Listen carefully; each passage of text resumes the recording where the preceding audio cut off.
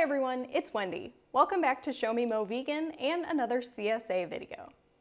This year I joined a CSA and I've been sharing with you what I've been getting each week and what kinds of things I've been making.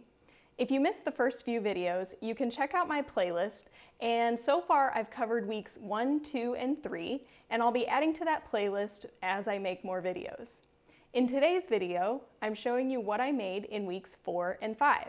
Now, the way that I cook is not very particular. I don't really measure, and I don't always pay attention to exactly how much I use. I really just throw things together. So I don't have written recipes for every single thing that I made, but I do for many of the recipes, and I'll let you know through the video which ones are in the blog post linked below. So I hope you enjoy. Let's get started.